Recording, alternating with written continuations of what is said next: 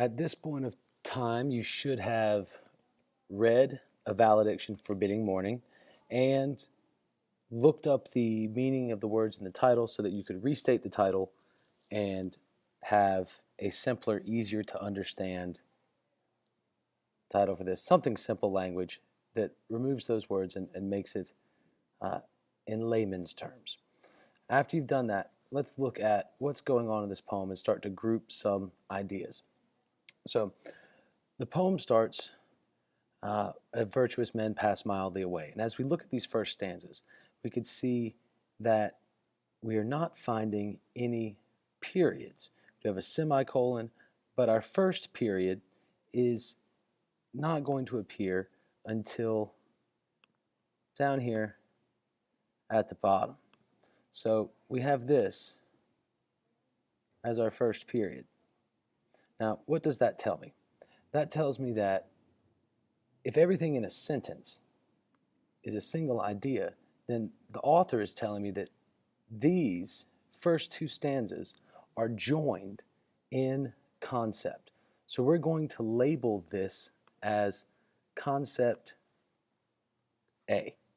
Okay? Now, as we move down through the poem, we're looking at our next stanza, period here at the end, self-contained, so we can label this concept B.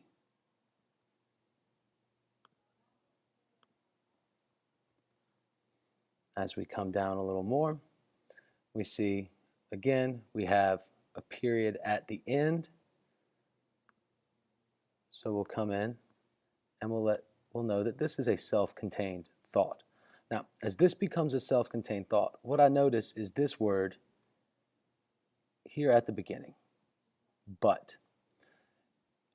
By necessity, but links to something prior.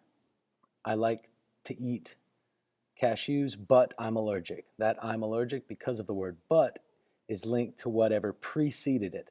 So this tells us that we are linked to the preceding statement. Now, as we come down, we see that our two souls, therefore. Therefore is a word that functions like the word but.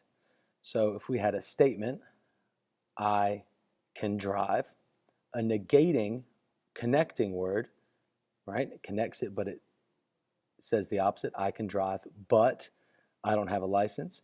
Therefore is a result word, and it ties in as well. I can drive, but I don't have a license. Therefore, I take the bus. So we know that because of the words but and therefore, that these two stanzas are linked with the ones above it. So we can come in and be sure that we are, right? Because of that word and that word, but and therefore. So all three of these will link together to make concept C. Right? Knowing that these two words help us join together, show us that these stanzas are joined together. Now, here, once I come into line 25, if they, now I'm left with the question, what is the they that is being referred to? Well, the they that is being referred to is shown in that previous stanza. Right? Our two souls, therefore, which are one. Now, if they be two, knowing that up here it says that they are one, but if they be two. So that tells me that souls and they are linked together.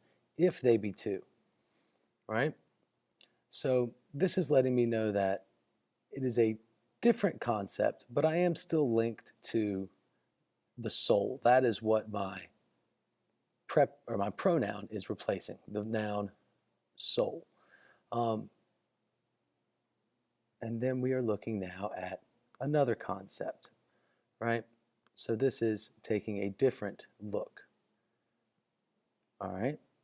And thy soul, right? The fixed foot, and though it. Now this it is going to relay right back to your soul, the fixed foot, right? It in the center sit, fixed foot makes no show to move. So this it is linked to your soul, thy soul, right? Which also tells me that these two concepts are linked. Okay? And such wilt thou be to me, so will you be to me. And this word such, much like the word therefore or but, links together concepts. So in order for this concept to make sense, for this stanza to have context, it has to be linked to the stanza before it. So all of these may be known as concept D. So when I back out, I can see that in this poem, I might have all of these stanzas, but what I really deal with are four concepts. The first two stanzas link together in a concept that we will name A. We know this because the period, both stanzas are a single sentence. The third stanza is concept B. It stands alone. The fourth, fifth, and sixth stanzas are all one concept, and we know that because of the word but and the word therefore, that each stanza is linked to the stanza prior. As we move down stanza D, we know that D is linked somewhat to concept C because the they is referring to the souls, and just like the it is referring to the soul. However, this concept D is taking an opposite stance of what is seen in concept C. Now that we've grouped these stanzas into concepts, we will go and draw an image of each concept. And I'll start by giving you an example for concept A. We'll work on a picture that represents concept A, and you will draw concepts B, C, and D. Now that we've grouped the concepts, we're going to look at drawing images that relate to the concepts. So we're going to start by drawing an image that represents concept A, which takes place in stanzas 1 and 2. So we're going to start with stanza 1. As we look at the first lines of stanza 1, it says, "As virtuous men pass mildly away and whisper to their souls to go." So what is this image? A virtuous man that passes mildly away. Well, to pass away is a euphemism for dying. So as a virtuous man passes mildly away. So we're going to have a guy who's on his deathbed, all right, and he's dying. But as he dies, it says a virtuous man tells his soul that to go, that it's okay. And we see this in stanza 1, lines 1 and 2. That is the image. A virtuous man passing mildly away, whispering to his soul to go. Now, as we look at stanza 2, what we see is, "So let us melt and make no noise. No tear floods nor tempests move, 'twere profanation of our joys to tell the laity of our love." So what do we see here? The word "so" is going to link it together, but that means that these two people should behave as the virtuous man does in death. Girl and the guy. And as they part, they should make no noise, no tear floods. They should not fight this event in their life, just like the virtuous man does not fight his death.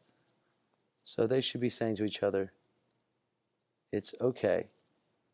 This is just part of life.